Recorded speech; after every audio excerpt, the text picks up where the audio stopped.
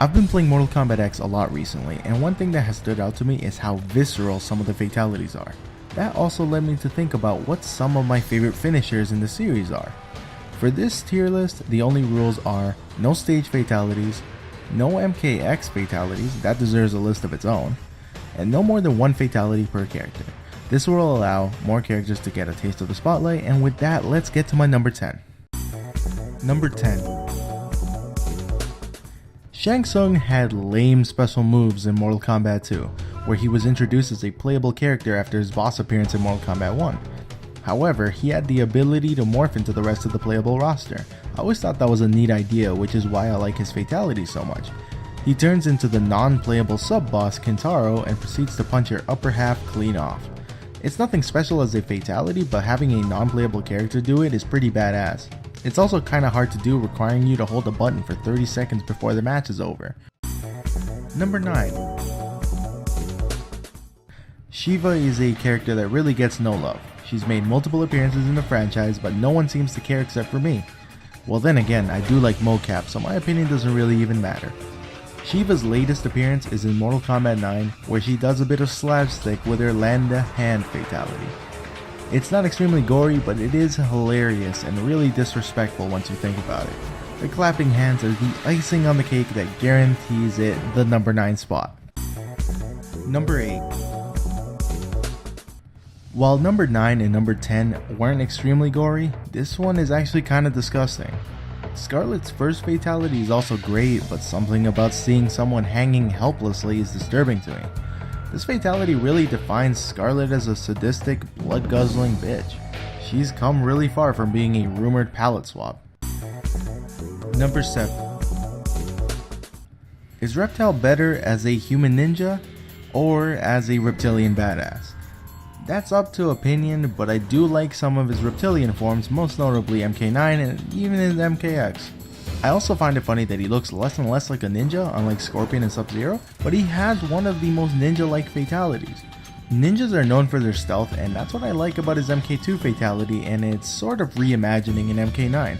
They share the invisibility aspect, but MK9 makes it more brutal and adds the force ball to make it more reptile-y. That's not a word, but quite frankly, I don't care.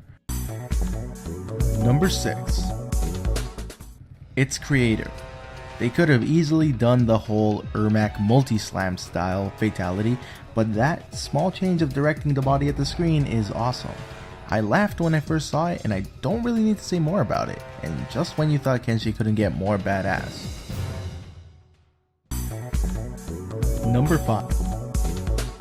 I really like Scarecrow because of how sudden and how painful it looks. I have never been the leader of the Mortal Kombat Cyborgs fan club, but I did really like this one. It's quick, it's gruesome, and I would not want to be that guy. Number 4. Liu Kang. From shitty uppercut finishers to the, in my opinion, coolest fatality in the 2D Mortal Kombat games. This is an animality before they even existed. It's quick and not really gory, but it is really awesome. It's been featured in multiple games from Mortal Kombat 2 to Shaolin Monks to Mortal Kombat 9, and the only fatality I would have chosen over this is Liu Kang's Shaolin Soccer from Shaolin Monks. That one's hilariously awesome, but I will say that in the end, the dragon is just much more badass. Number 3. Where's Toasty? It's nostalgic and iconic, I get it, but it's not the greatest fatality ever. I do, however, think Scorpion's Nethergate from MK9 is pretty awesome. It's unique, and the only time he's done anything similar is in MK vs DC. I like the mystery of not knowing what happens beyond the portal, and I also like how they're left hanging like some sort of Halloween decoration. Number 2. Where's Spine Rip? It's nostalgic and iconic, I get it, but it's not the greatest fatality ever. I feel like I've said that already. Anyways, Spine Rip is cool, and it was a huge part of why little kids have to get their parents to buy them COD and GTA, but I prefer its successor, Spinal Smash. He basically rips out your spine, but he also smashes your body to pieces. With yourself. That's just rude.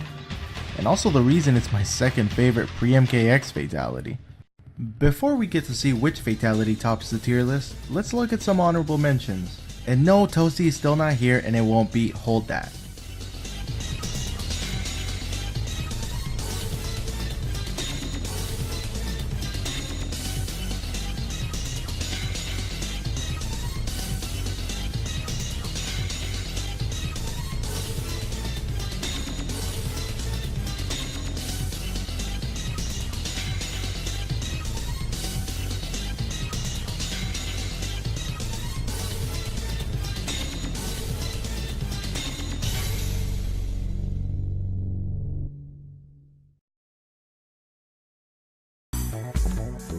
Number 1.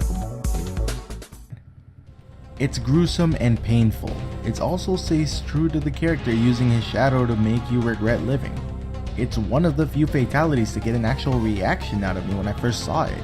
I saw this fatality and I saw why Noob is such a badass character and why he's a fan favorite and why I'm actually kind of upset he's not an MKX.